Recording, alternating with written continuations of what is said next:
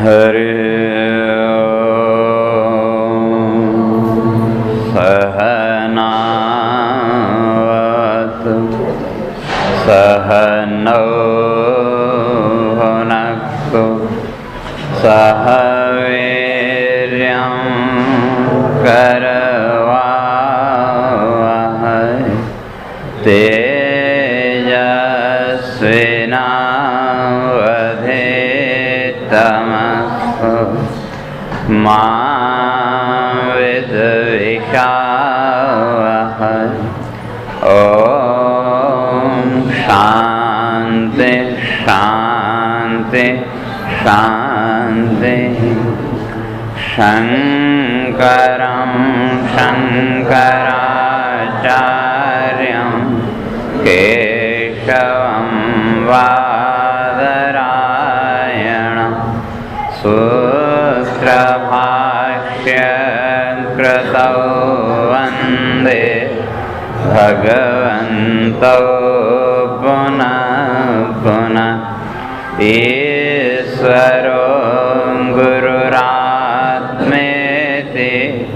मूर्तिभेदविभागिने व्योमवद्व्याप्तदेहाय दक्षिणामूर्तये नमः। ओम शांति शांति शांति।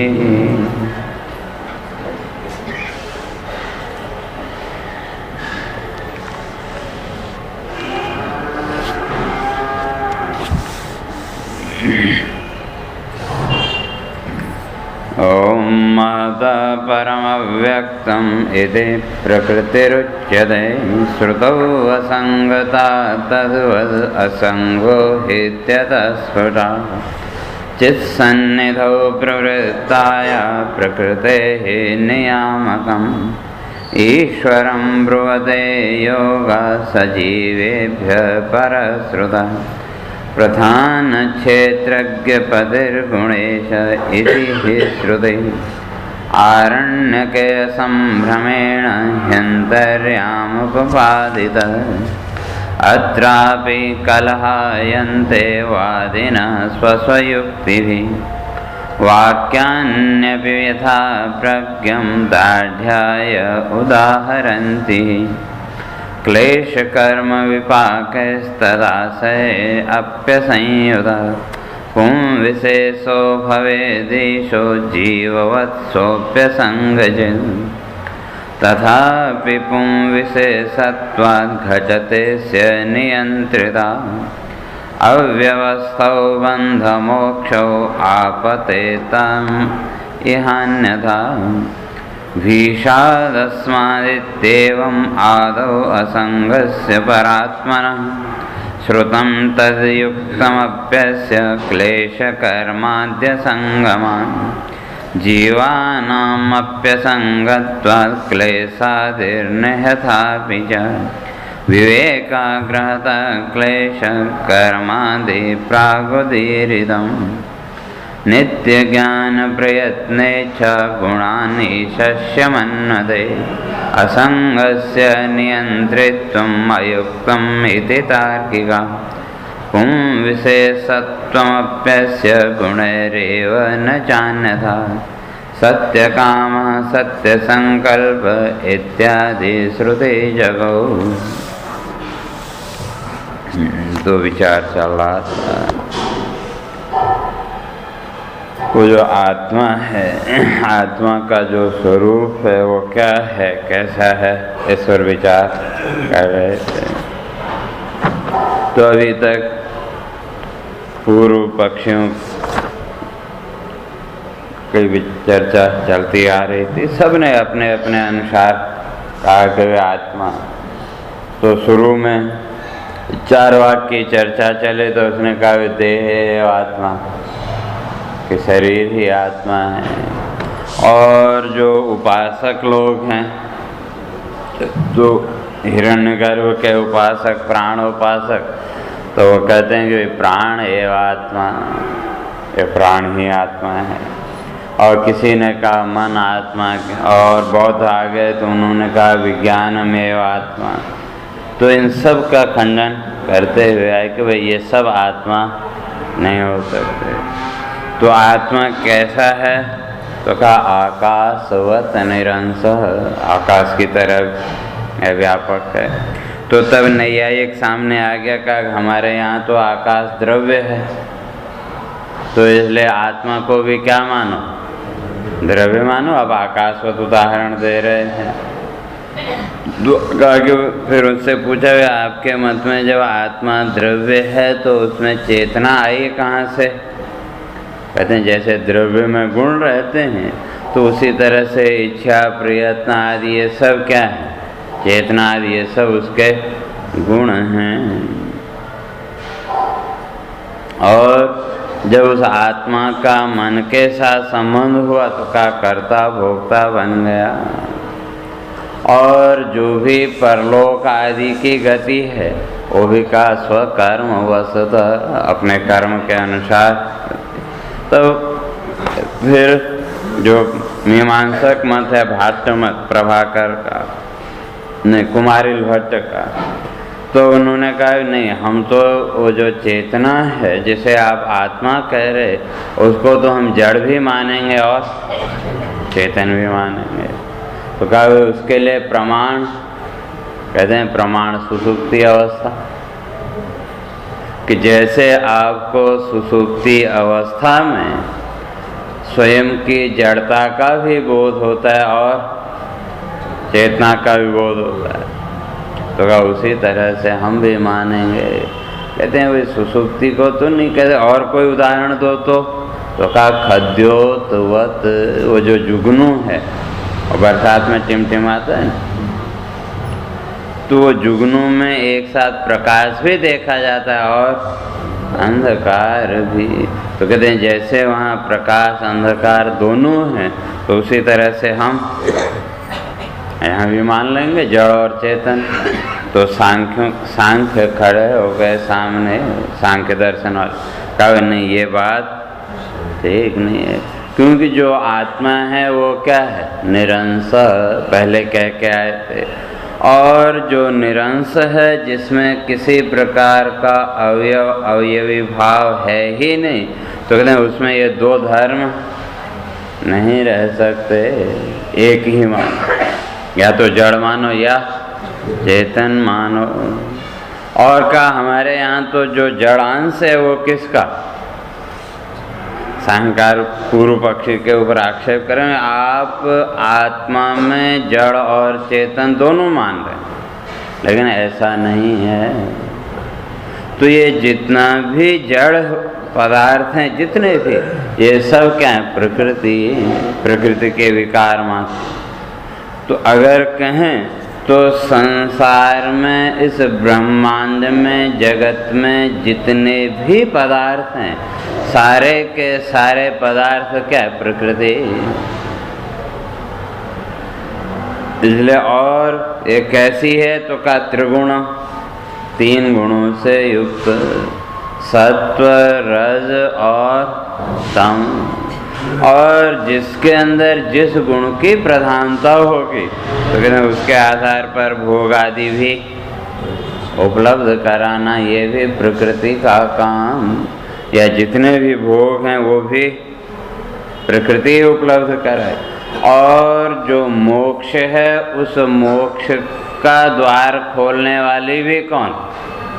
वही प्रकृति। लेकिन कल चर्चा करके आए थे कि विमुक्त मोक्षार्थम स्वार्थम व प्रधानस्य, सांख्य दर्शन का सूत्र है। वो कहते हैं ये जो प्रकृति है ये काम क्या करेगी? विमुक्त मोक्षार्थम, जो मुक्त हो गया उसको मुक्त करना, जो पहले से ही मुक्त हो गया उसको मुक्त करना प्रकृति का काम। तो अर्थात दरवाजे तक पहुंचना, तो दरवाजे तक तो स्वयं ही जाना पड़ेगा। हाँ, जो आगे दरवाजा खोलने का काम है वो प्रकृति का। तो इसलिए सांख्यकार इस बात को स्पष्ट करते हैं कि जब तक आप द्वार पर नहीं पहुंचेंगे उससे पहले प्रकृति आपकी कोई मदद करने वाली नहीं है। हम मोक्ष के दरवाजे तक आप स्वयं की साधना के द्वारा पहुंच गए तो फिर प्रकृति आपकी मदद करेगी। दरवाजा खोलने का काम कहो या बीच में अब जो थोड़ा बहुत कुछ रुकावट होगी, विघ्न होगा, उसको वो अपने आप दूर करेगी। और पहुंचना कहाँ तक है? पहले भी मैंने एक दिन दृष्टांत दिया था कि आँख खुलते ही जो प्रथम क्षण है, जब सहज में आपकी आँख खुली, आँख खुलते ही वो जो पहला मोमेंट है, पहला क्षण है, उस समय भी आपको स्व का ज्ञान है कि नहीं? स्व का ज्ञान तो है, लेकिन मैं कौन हूँ, क्या हूँ, कैसा हूँ, कोई पता नहीं। तो वो जो प्रथम क्षण में जो स्व की आपको अनुभूति हो रही है, तो वो क्या है? शुद्ध प्रतिबिंब की अवस्था। फिर तो धीरे धीरे उसमें विकार आते, लेकिन प्रथम क्षण में जो ज्ञान है वो शुद्ध ज्ञान, लेकिन वो भी क्या है? प्रतिबिंब। तो वो जो स्व का बोध है वो भी प्रतिबिंब। तो उस अवस्था तक जब स्वयं के साधना के द्वारा आप पहुँचे या उसके निकट तक पहुँचे, तो अब वहाँ जो व्यवधान होगा, जो रुकावट होगी, उसको प्रकृति दूर करेगी। कि दर्पण भी सामने हो लेकिन वो धूल पड़ी हो तो चेहरा स्पष्ट नहीं दिखेगा, प्रतिबिंब स्पष्ट नहीं बनेगा, तो उसको झाड़ना पड़ेगा कि नहीं? बस प्रकृति का काम भी कितना है? बस वो दर्पण आपके सामने आया और आप उसके सामने खड़े हैं, लेकिन बीच में जो धूल का आवरण है उसके कारण प्रतिबिंब नहीं दिख रहा है, तो बस उस धूल को झाड़ने का काम प्रकृति का। इसलिए कहते हैं विमुक्त मोक्षार्थ। जो मुक्त हो गया उसको मुक्त करना, ये प्रकृति का कार्य। तो यहाँ तक अपने चर्चा करके आए थे। तो तब वहाँ कहते हैं कि वही जो प्रकृति है ये ठीक है, जीव को भोग और मोक्ष दोनों देती है, लेकिन कहा कि आपके यहाँ भी तो जो वो तत्व है वो क्या? असंग है। असंगो ही अयम पुरुष। श्रुति कहती है कि वे जो पुरुष है, पुरुष की अपने कल चर्चा करके आए थे, पुरी शयनात् पूर्णात् वा पुरुष। जो पूरी मतलब पूरी तति नाड़ी में वो सुसुप्ति के समय कहाँ हम गए? वो पूरी तति नाड़ी में जाके थोड़ा विश्राम किया। तो पूरी तति नाड़ी में जाने के कारण उसका नाम क्या पड़ा? पुरुष या पूर्णात्वा, जो पूर्ण है। तो कैसे? तो कल चर्चा करके आए थे, वो पाठ करते ना, पूर्णमदः पूर्णमिदम्। तो तत्पद से, वह पद से जिसको हम कहते हैं कि वो परमात्मा, तो जिसको हम वह से संबोधित कर रहे हैं वो भी क्या है? कहते हैं पूर्ण। और इदम पूर्ण, इदम माने यह शब्द से जिसको कह रहे हैं वो भी क्या है? पूर्ण। तो क्यों? पूर्णात् पूर्णमुदच्यते, पूर्ण से पूर्ण की ही अभिव्यक्ति हो, और जो अपूर्ण वस्तु है उसकी जो अभिव्यक्ति है वो भी अपूर्ण। तो पूर्णात् पूर्णमुदच्यते, और उस पूर्ण में से फिर पूर्ण को ले लो तो पूर्ण बचे। कल उदाहरण दिया था वही दीपक का। दीपक आपने जलाया तो वो दीपक अपने आप में पूर्ण। अब उस एक दीपक से हजारों दीपक भी आप जला लें तो भी जो पहला दीपक है उसका जो प्रकाश है उसमें कोई अंतर नहीं, जितने उसकी क्षमता वो प्रकाशित करे। और जितने भी दीपक जलाए हर एक के अंदर वो पहले वाले ही दीपक की क्षमता है कि नहीं, तो वो भी अपने आप में पूर्ण। अब उसमें से 1000 हटा दो तो भी।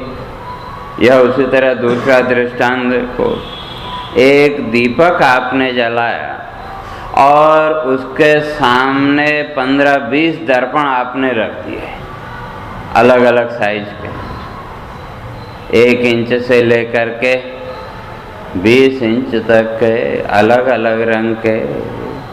तो अब भौतिक दृष्टि से देखो तो ये जो दर्पण है 1 इंच से लेकर के 20 इंच तक, तो भौतिक दृष्टि से तो भेद है। तो 20 इंच का जो दर्पण है वो बड़ा और 1 इंच का छोटा सा, और हमने रखे वो दीपक के सामने, तो हर एक दर्पण में उस दीपक का प्रतिबिंब बनेगा कि नहीं बना। अब पूरा बनेगा कि आधा बनेगा? बनेगा। भले वो आधे इंच का दर्पण हो तो भी प्रतिबिंब पूरा। हाँ ठीक है, हमारी दृष्टि पथ में वो ना आए वो बात अलग है। तो अब भौतिक दृष्टि से देखें तो जो 20 इंच का दर्पण है उसको जो प्रकाश की तरंग है वो ज़्यादा मिली, और जो 1 इंच का दर्पण है उसको कम मिली। लेकिन जो प्रतिबिंब बना वो पूरा। तो इसका अर्थ क्या हुआ? उस दीपक में से निकलने वाली जो वो प्रकाश की तरंगें हैं, तो हर एक तरंग भी अपने आप में पूर्ण है कि नहीं? अगर वो तरंग में पूर्णता नहीं होती तो कभी भी प्रतिबिंब नहीं बनता पूरा। तो ठीक है, छोटा दर्पण है तो उसको थोड़ा दूर करेंगे तो वो स्पष्ट देखने में भी आएगा। कहने का अर्थ ये कि चाहे वो दर्पण छोटा हो चाहे बड़ा हो, प्रतिबिंब तो सर्वत्र पूर्ण। और वो जो बिंब है वो इन सब प्रतिबिंबों से असंग है कि नहीं? जैसा बीच में उपाधि आई, जैसा दर्पण आया, उसके आधार पर प्रतिबिंब दिख, लेकिन जिसका प्रतिबिंब है उसमें कोई अंतर नहीं। तो इसी तरह कहते हैं भी आपके यहाँ तो जो पुरुष है वो क्या है? असंग है। और जब असंग है, किसी के साथ कोई आसक्ति आदि है ही नहीं, किसी के साथ कोई संबंध है ही नहीं, तो फिर ये बंधन और मोक्ष आया कहाँ से? जब असंग है तो वहाँ न बंधन हो सकता और न मुक्त। और जहाँ तक मुक्ति की बात करें तो मुक्त किसको करेंगे? जो बंधा हुआ है, यानी बंधना ही जिसका स्वभाव है उसको मुक्त करेंगे, या जो स्वभाव से ही मुक्त है उसे मुक्त करेंगे? जब स्वभाव से मुक्त है तो उसको मुक्त क्या करना? और जिसका स्वभाव ही बंधना है उसको मुक्त कर नहीं सकते। जैसे है ना चूहा, क्या बोलते हैं, उंदर। और जो चूहा है तो आपने एक चूहेदानी लगा के रखी और बेचारा चूहा आया उसमें फंसा, और आपने बड़ी दया की, उसको मारा नहीं और ले जा करके बाहर छोड़ा है, और वहाँ से वो फिर दूसरे घर में घुसा, वहाँ भी चूहेदानी लगी हुई है, फिर वहाँ बंद हो गया, फिर उसने बाहर छोड़ा तो फिर घूम के थोड़ी देर में फिर आपके यहाँ फिर आ गया, फिर उसमें फंस। तो बंधना जिसका स्वभाव है उसको आप मुक्त करते हुए भी मुक्त कर नहीं सकते। और जो स्वयं मुक्त स्वभाव वाला ही है तो उसको क्या मुक्त करना? तो उसी तरह से यहाँ कह रहे हैं कि आपके यहाँ जो पुरुष है का वो तो असंग है, उसमें तो किसी प्रकार का कर्ता आदि भाव है ही नहीं, कोई बंधन है ही नहीं। तो ऐसी अवस्था में ये बंध मोक्ष की समस्त कल्पना ही व्यर्थ हो जाए। तो कहते हैं ये बन नहीं सकता। और पूर्व पक्षी कह रहा है कि आपने तो हमारे यहाँ दोष दिया कि भाई जड़ और चेतन ये दोनों एक साथ नहीं हो सकते, तो इसी तरह का आपके यहाँ भी ये बंध और मोक्ष ये भी नहीं हो सकते। आप उसको बंधन से युक्त अगर कहो तो क्या मोक्ष नहीं मान सकते? अगर मुक्त मानो तो बंधन नहीं हो सकता। तो ये सब आया कहाँ से? तो उसका उत्तर है बंध मुक्ति व्यवस्थार्थम पूर्वेशामिव चिद्भिदा। कहते हैं बंध मुक्ति व्यवस्था, जो पूर्व में से बंध और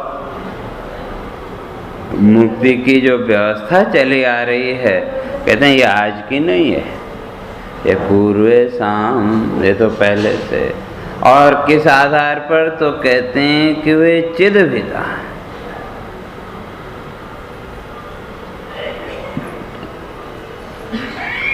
ये जो चेतन है, कहते हैं वे जो चित्त है, इस चित्त के भेद से ये जन्म मुक्ति आदि का विभेद, जैसे वही समझो कि वही दर्पण में बनने वाले प्रतिबिंब, तो जैसा जैसे पॉलिश हो गई प्रतिबिंब भी उसके आधार पर, और अगर पॉलिश हटा दो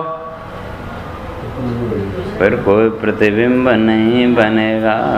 तो ये कहते हैं ये जितनी भी बंध मोक्ष की व्यवस्था है, ये कोई आज की है ऐसा हम नहीं कह रहे हैं, ये तो अनादिकाल से चली आ रही है। और किसके आधार पर? तो का चिद्भिदा, जो चित्त है उस चित्त के भेद के आधार पर ये बंध मोक्ष की कल्पना।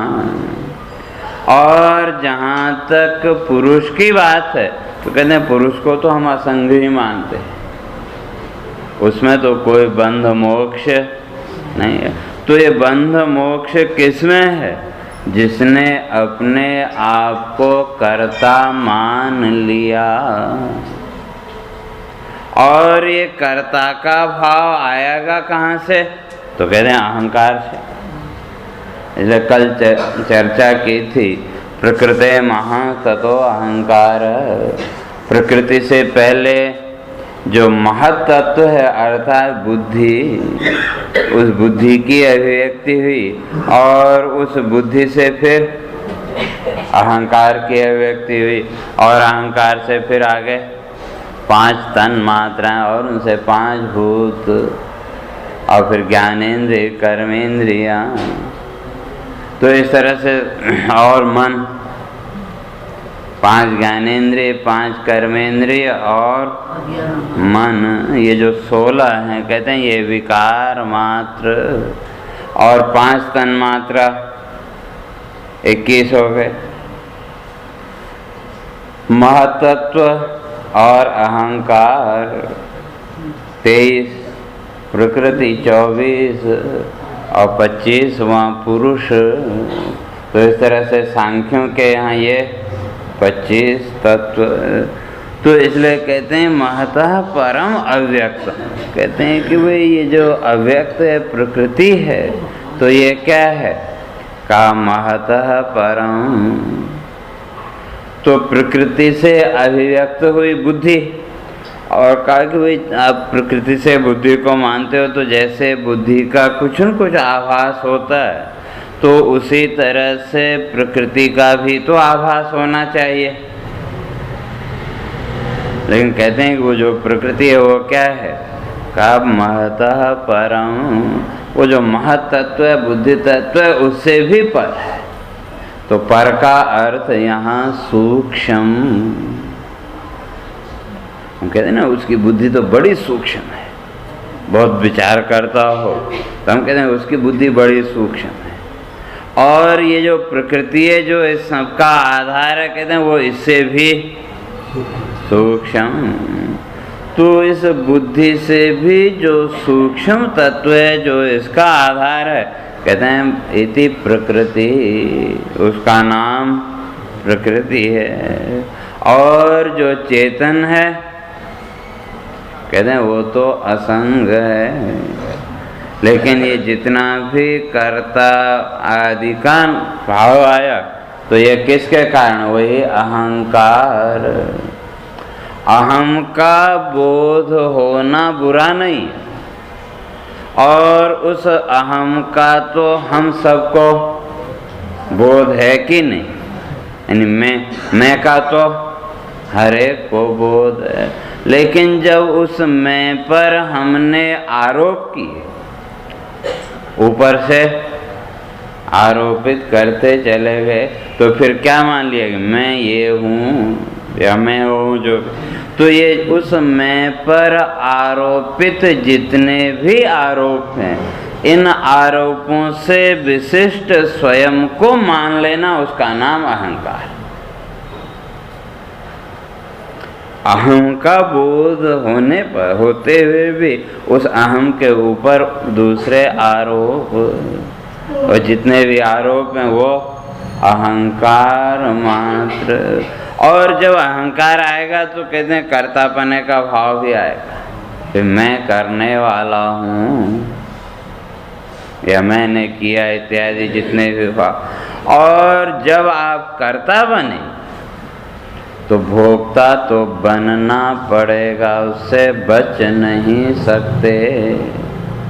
यदि कर्ता भाव आ गया कि मैं करने वाला हूँ, मैंने किया, ये अगर भाव आया तो कहते हैं उसका फल भी भोगना पड़ेगा।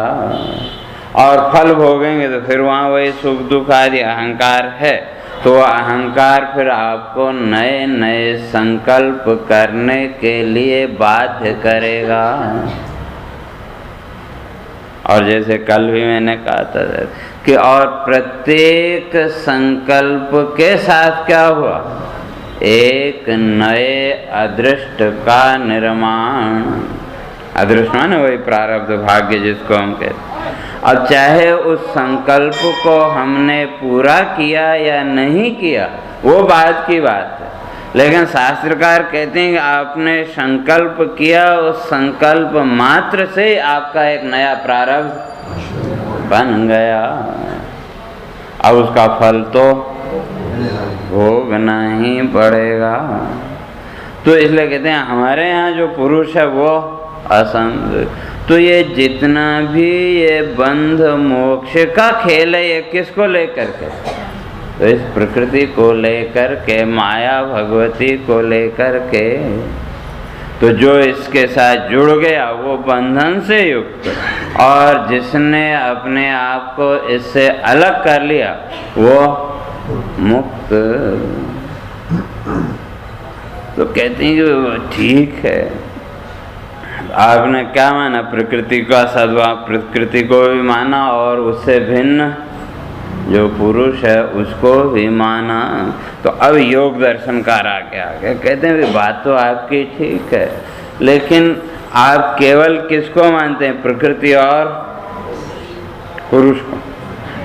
लेकिन कहते हैं आप पुरुष तो असंग है, और जो असंग है, निर्लिप्त है, वो तो कुछ कर नहीं सकता। और प्रकृति जड़ है, और जड़ में अपने आप कोई क्रिया हो नहीं सकती। दोनों बात स्पष्ट हुई ना, कि जो चेतन है, जो पुरुष है, वो असंग है। और यदि असंग है, निर्लिप्त है, तो कहते हैं उसमें तो कोई क्रिया हो नहीं सकती। और जो प्रकृति है वो जड़ है, तो जड़ में भी कोई क्रिया हो नहीं सकती। लेकिन फिर भी जगत तो चल रहा है कि नहीं? तो कहते हैं आपका जो पुरुष है वो असंग होने के कारण इससे एकदम अलग हो गया, और प्रकृति चल रही है, तो इसलिए कोई न कोई उसका नियंता तो मानना पड़ेगा। मानना पड़ेगा, कोई न कोई इसका नियंत्रण करने वाला तो है।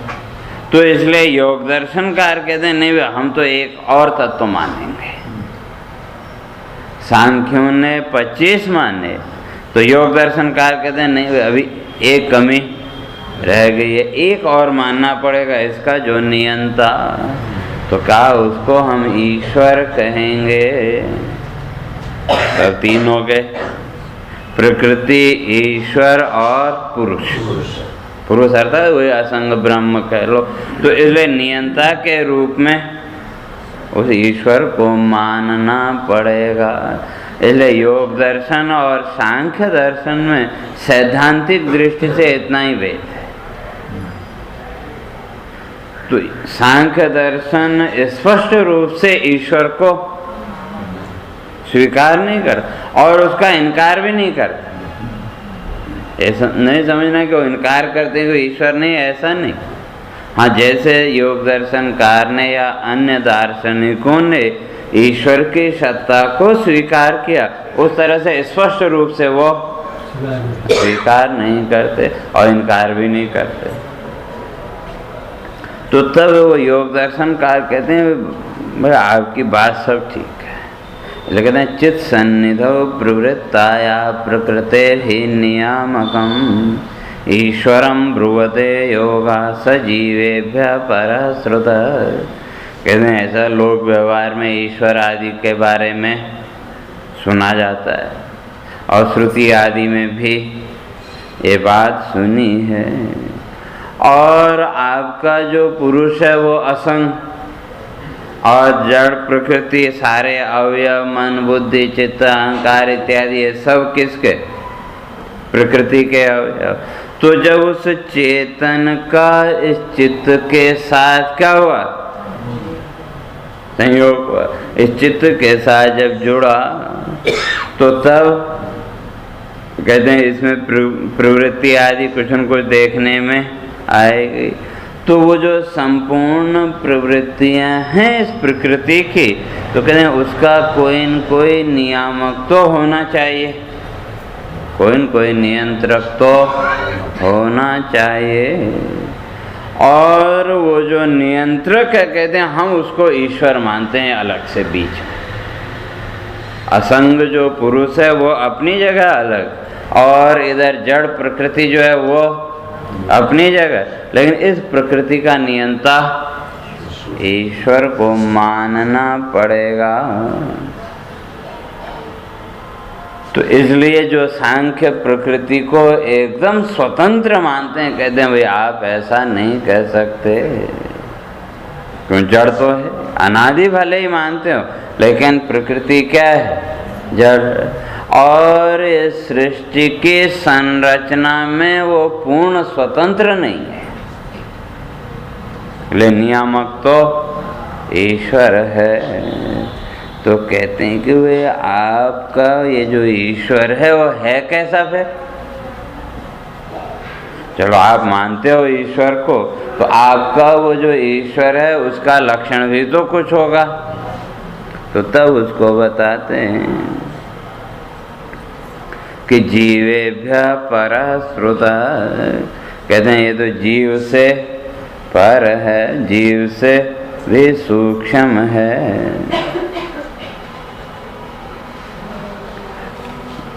तो उसी प्रधान क्षेत्रज्ञ पति गुणेश इति ही श्रुति आरण्य के असंभ्रमेण ही अंतर्याम्युपपादित। तो बृहदारण्यक उपनिषद में एक अंतर्यामी पुरुष की चर्चा है, और ब्रह्म सूत्र में तो पूरा अधिकरण ही है, अंतर्यामी अधिकरण। तो वहाँ संपूर्ण चर्चा विस्तार से उसकी की। तो यहाँ कहते हैं कि वे प्रधान क्षेत्रज्ञ पति, तो क्षेत्र और क्षेत्रज्ञ ये दो वहाँ गीता में भगवान ने दोनों को स्पष्ट किया, क्षेत्र और क्षेत्रज्ञ। तो जितना भी ये क्षरणशील जगत है ये सब क्या है? क्षेत्रज्ञ और क्षेत्र, और जो इस क्षेत्र को जानने वाला है वो क्षेत्रज्ञ। तो ये क्षेत्रज्ञ कौन? तो कहते हैं जीवा। तो यहाँ उनको जीव से लिया, तो कहते हैं प्रधान क्षेत्रज्ञपति। जो प्रधान अर्थात प्रकृति, ये तीनों गुणों की जो साम्यावस्था, तो उसका नाम प्रकृति, सत्व, रज और तम। और ये जो तीनों गुण हैं ये एक दूसरे के शत्रु, कट्टर शत्रु। लेकिन इन तीनों के बिना जीवन चल नहीं सकता। प्रकृति के तीनों गुण सत्व, रज और तम, तीनों एक दूसरे के कट्टर शत्रु, लेकिन बिना इन तीनों के जीवन भी नहीं चल सकता। उदाहरण के लिए वही दीपक, हमने दीपक जलाया, तो दीपक जब जलाया तो उसमें तीन चीजें मुख्य हैं, एक अग्नि, एक बत्ती और उसके लिए घी, तेल आदि। तीन चीजें तो कम से कम चाहिए। और कटोरी तो कोई भी बना सकते हैं, मिट्टी की बनाओ, धातु की रखो। तो ये तीन चीजें बराबर हैं तो कमरे में प्रकाश रहेगा। और इन तीनों में से एक हट जाए तो, या एक न हो तो हम रोशनी नहीं कर सकते। और ये तीनों भी एक दूसरे के शत्रु। आपने अग्नि प्रज्वलित की तो अग्नि ने क्या किया? बत्ती को जलाना शुरू किया। और वो जो बत्ती है वो क्या करती? अपनी सुरक्षा के लिए पीछे से तेल को खींचा और आगे फेंकती गई। किसके लिए? अपनी सुरक्षा के लिए। और अगर कहीं वो तेल थोड़ा सा ज्यादा हो जाए तो बत्ती बुझ जाएगी। अब ये तीनों एक दूसरे के शत्रु हैं कि नहीं? जो अग्नि है वो बत्ती के शत्रु, और जो बत्ती है वो तेल के शत्रु, और तेल अग्नि का शत्रु। तीनों एक दूसरे के शत्रु, लेकिन बिना इन तीनों के प्रकाश हो नहीं सकता। तो उसी तरह से कहते हैं ये जो तीनों गुण हैं इनकी वो जो साम्यावस्था, सत्व, रज और तम, एक जो साम्यावस्था है जैसी आवश्यक है प्रकाश के लिए, तो उस साम्यावस्था का नाम प्रकृति। और उस साम्यावस्था को जानने वाले कहते हैं क्षेत्रज्ञ जीवा। तो यहाँ क्षेत्रज्ञ से क्योंकि जो सांख्यकार हैं वो कहते हैं बहुत अनेक जीववाद उनके यहाँ, वेदांतियों के यहाँ एक जीववाद, और जो सांख्य आदि हैं उनके यहाँ अनेक जीववाद। तो वो कहते हैं नहीं, हम एक जीव को नहीं मानते, अनेक मानने पड़ेंगे। तो कहा क्यों? कहते हैं जनन मरण करणात् पुरुष बहुत्वम सिद्धम। कहा जनन मरण करना, तो अगर एक ही माने तो कहा एक के मुक्त होने पर सब मुक्त हो जाने चाहिए, और एक के बंधन में बंधने पर सब बन जाने चाहिए। लेकिन ऐसा तो लोग व्यवहार में नहीं देखा जाता, इसलिए हम तो अनेक मानेंगे। पुरुष बहुत्वम या जीव बहुत्वम, का हम तो अनेक जीववाद को माने, एक जीववाद को। तो इसलिए कहते हैं कि भाई वो जो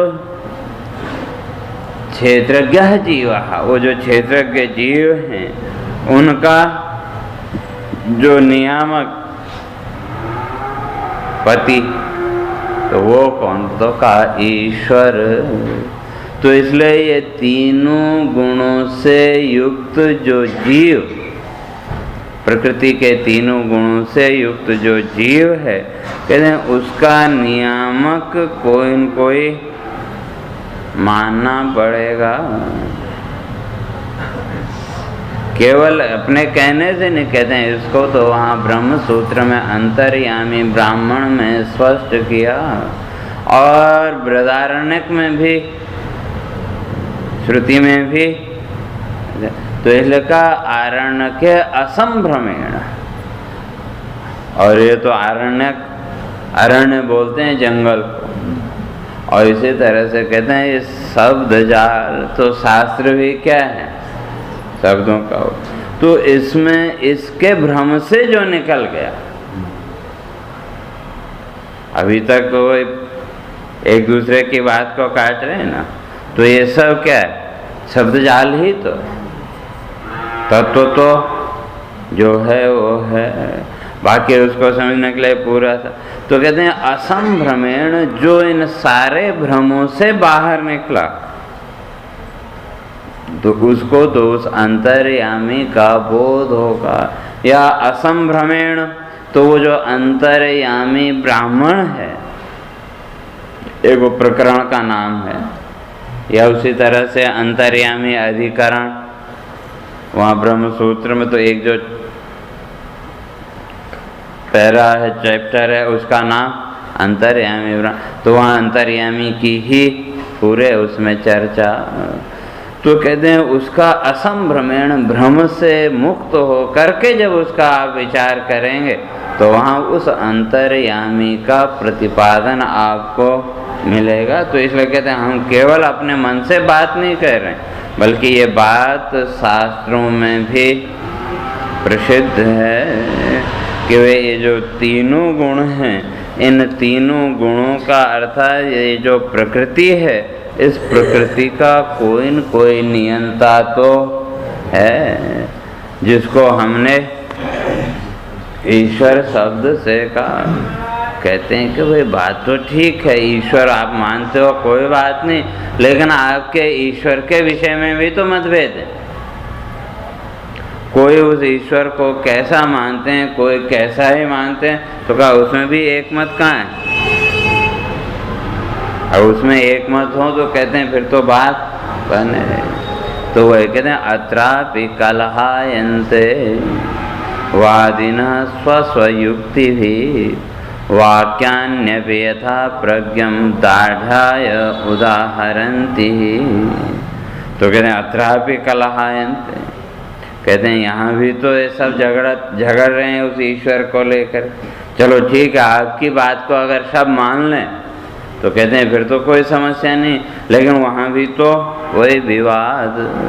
और उसमें क्या करते हैं, कहते हैं स्वस्व युक्ति भी, अपनी अपनी युक्तियों के द्वारा क्या करते हैं, वाक्यान अपि यथा प्रज्ञम, जिसकी जैसी बुद्धि है, जिसकी जैसी प्रज्ञा है, का उसके आधार पर शास्त्रों के वाक्य भी सामने उदाहरण के लिए ले आते हैं। अगर है तो कोई न कोई उसके लिए एक निश्चित वो होना चाहिए, लेकिन जितने भी दार्शनिक हैं तो सब अपनी अपनी बुद्धि के अनुसार और शास्त्र प्रमाण को सामने ला करके कहते हैं अपनी अपनी युक्तियों के अनुसार ईश्वर को मानते हैं। तो ऐसे हम कैसे आपके उसको माने। और उन वाक्यों के द्वारा क्या करते हैं, दाढ़ान उदाहरण, दृढ़ता पूर्वक कहते हैं नहीं भाई ये प्रमाण है। और इन सब बातों के लिए पहले शुरू में स्पष्ट करके आए थे कि वाक्याभासानि, ये आधे अधूरे जो प्रमाण हैं ये क्या है, वाक्यों के आभास मात्र। हाँ ठीक है, कोई नहीं जानने वाला हो तो उसके लिए तो वो प्रमाण, और जिसने आद्योपांत उसका विचार किया हो तो उसको तो तुरंत भाई आधा अधूरा वाक्य, तो वहाँ तो वो प्रमाणित नहीं कर सकता। इसलिए कहा था वाक्याभाषण। तो कहते ठीक है, फिर भी आप विवाद भले ही करते हो, विवाद हो, कहते हैं लेकिन आपके मत में जो ईश्वर है उस ईश्वर का स्वरूप क्या वो बताओ तो सही।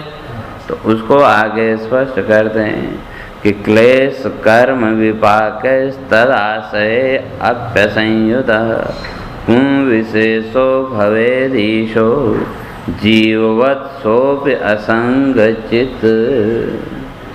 कहते हैं जैसे वो जीव को क्या माना, असंग माना, ईश्वर वो जो पुरुष है उसको भी असंग। तो उसी तरह से कहते हैं यहाँ पर वो जो ईश्वर है वो भी क्या असंग है, और उसके लक्षण क्या हैं? तो योग दर्शन में ईश्वर का स्वरूप जितना स्पष्ट किया, बाकी दर्शनों में उतनी स्पष्ट साथ से ईश्वर की चर्चा नहीं। चर्चा तो है, लेकिन जितना क्लियर योग दर्शनकार ने किया और किसी दार्शनिक ने वो नहीं किया। तो ईश्वर का लक्षण बताते हुए वो कहते हैं कि क्लेश कर्म विपाका से अपरामृष्ट पुरुष विशेष ईश्वर। तो ईश्वर कौन है? तो कहा पुरुष विशेष, एक विशेषण दे दिया, पुरुष विशेष। तो अब वो कोई भी हो सकता है, आप भी हो सकते हैं, कोई भी हो सकता है, लेकिन उसके लिए शर्तें, जिसके अंदर ये चार न हो, या जो इन साधना के द्वारा इन चार से ऊपर उठे। तो क्या क्या? क्लेश कर्म विपाक और आशय। तो क्लेश 5 प्रकार के, अविद्या, अस्मिता, राग, द्वेष और अभिनिवेश। तो वहाँ योग दर्शनकार इस बात को स्पष्ट करते हैं कि पहले के जो 4 क्लेश हैं इनको तो आप छोड़ सकते हैं आसानी से, अविद्या, अस्मिता, राग और द्वेष। तो शास्त्र चिंतन के द्वारा, शास्त्र विचार के द्वारा धीरे धीरे अविद्या भी निवृत्त होगी। और जब अविद्या हट गई तो कहते हैं वहाँ जो अहंकार का भाव है, कर्तापने का जो अहंकार है, वो अस्मिता भी निकल जाएगी। अब जब किसी प्रकार की अस्मिता है ही नहीं, अहम भाव है ही नहीं, तो फिर किससे राग करेंगे, किससे द्वेष करेंगे? तो धीरे धीरे राग द्वेष भी छूट जाएगा। लेकिन ये जो अभिनिवेश है, वो योग दर्शनकार कहते हैं तो बड़े बड़े जो साधक हैं का उनका भी नहीं निकलता है। तो अभिनिवेश कहते हैं मरण त्रास, मृत्यु का जो भय है, अर्थात वहाँ उसको स्पष्ट किया कि ये जो योगी है जिसके अंदर से ये चारों निकल गए, अविद्या, अस्मिता, राग और द्वेष, तो ज्ञान की कितनी उच्च स्थिति में होगा विचार करो। अपने यहाँ तो थोड़ा बहुत ठीक है शास्त्रों के द्वारा पढ़ लिया, लेकिन जीवन का राग द्वेष और ये अहंकार निकलता है क्या? वह भी जमा हुआ है। लेकिन जो उस स्थिति में पहुंच गया कि जिसने ये सारे निकाल दिए, तो कहते हैं वहाँ भी वो थोड़ी देर अभिनिवेश तो रहेगा। तो कैसा हो उसका लक्षण? कहते हैं कि जानते हैं कि ये जो शरीर है ये नष्ट होने वाला है, शरीर की नश्वरता का भी बोध और स्वयं की नित्यता का भी बोध, दोनों ज्ञान है और पक्के हैं, दृढ़ हैं। लेकिन इतना होने पर भी मैं बना रहूं, ये जो इच्छा कहते हैं इसका नाम अभिनिवेश। संसार से कोई आसक्ति नहीं, कोई मोह नहीं, लेकिन फिर भी इस शरीर के माध्यम से मैं बना रहूं, यानी मैं मरूं नहीं, या ये शरीर आदि का नाश न हो, फिर भी ये शरीर बना रहे और मेरा अस्तित्व बना रहे। इस तरह का जो भाव है उसका नाम अभिनिवेश। कहते हैं ये अभिनिवेश तो बड़े बड़े साधकों का भी नहीं निकलता, तो सामान्य व्यक्ति की तो बात। तो जिसके अंदर से ये 5 क्लेश निकल गए, अविद्या, अस्मिता, राग, द्वेष और अभिनिवेश। फिर आया कर्म, तो 3 प्रकार के कर्म, शुक्ल कर्म, कृष्ण कर्म और शुक्ल कृष्ण कर्म, या उसी को दूसरे शब्दों में कहो तो पाप कर्म पुण्य कर्म और मिश्रित पाप पुण्य दोनों से मिले। तो ये 3 प्रकार के कर्म। और जब कर्म किए, कर्म का संकल्प किया, तो कहते हैं उसको पकने में भी तो समय लगेगा। जैसे फसल बोई, तो फसल बोते ही तो हो नहीं जाती, कुछ न कुछ समय तो चाहिए। और जब फसल पक कर के तैयार हो गई, तब आप उसका उपयोग कर सकते। कच्ची फसल का तो कोई उपयोग नहीं करता। तो विपाक माने वही फसल का पकना, जो खेती की है उसका पकना। और जब पक गया तो तब उसका आशय माने फल। तो जिसके अंदर ये चारों ही नहीं है, क्लेश भी नहीं, किसी प्रकार का कर्म भी नहीं, और उसका पाक भी नहीं, और उसका फल भी नहीं, तो इन चारों से जो असंश्लिष्ट है, इन चारों से जो दूर है, एकदम ऊपर है, उसका नाम ईश्वर। और जिसमें ये चारों हैं उसका नाम जीव। वहाँ भी वही पुरुष विशेष है, वही पुरुष विशेष। तो जो ये अविद्या, ये क्या कहते हैं, क्लेश, कर्म, विपाक और आशय, इन चारों से अपनी साधना के द्वारा जो ऊपर उठ गया, तो वो क्या बन गया? वो ईश्वर की स्थिति में आ जाएगा। और जो अभी इन चारों के घेरे में बंधा हुआ है, वो जीव। तो इसलिए कहते हैं हमारे यहाँ तो जो ईश्वर है वो क्या है? इन सब से असंयुत। और कौन कहा? पुम विशेष है, पुरुष विशेष। और ये जो विपाक है, फल, इसका पकना, तो ये क्या है? वहाँ स्पष्ट किया, सती मूले तद विपाको जाति आयु भोग। तो जब आपकी वो कर्मों की खेती पकेगी तो आपको क्या मिलेगा? कहते हैं 3 चीजें, जाति आयु भोगा। जाति माने जन्म, आयु और जीवन के सुख दुखादि भोग। और उन भोगों के द्वारा फिर आशय, सुख दुख आदि, उसका फल हो गया। भोग क्या हो गया? आपके कर्म की परिपाकावस्था, और उससे मिलने वाला जो भी सुख दुख है वो उसका फल। तो कहते हैं इस तरह से, तो जो इन सब से अलग है वो ईश्वर, और जिसमें ये चारों ही हैं उसका नाम जीव।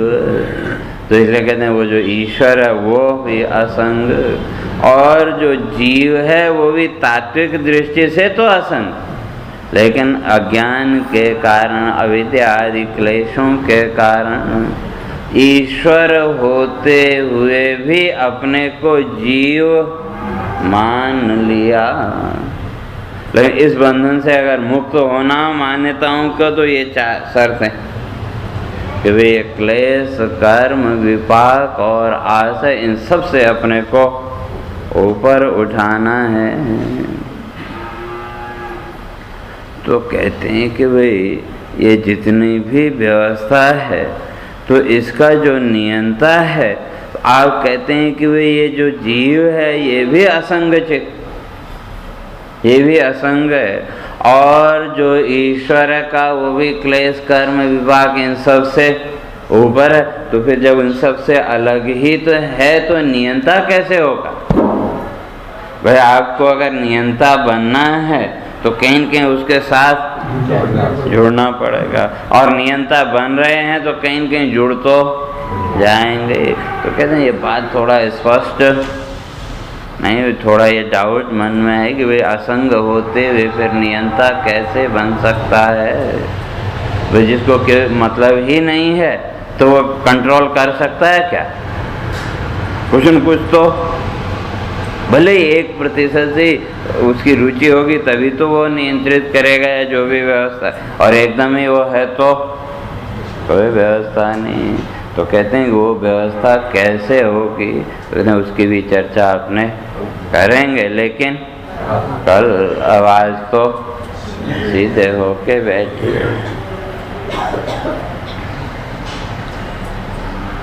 हरे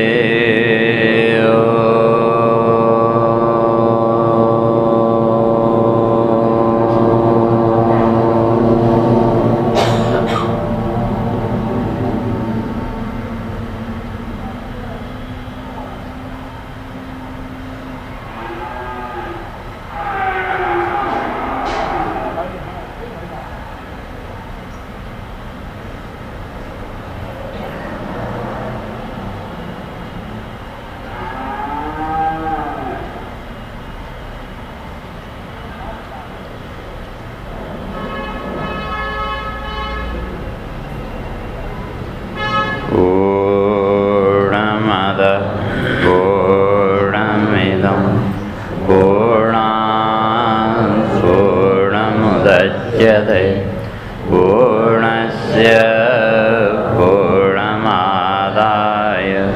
पूर्णमेवावशिष्यते। ॐ शान्ति शान्ति शान्ति। शङ्करं शङ्कराचार्यं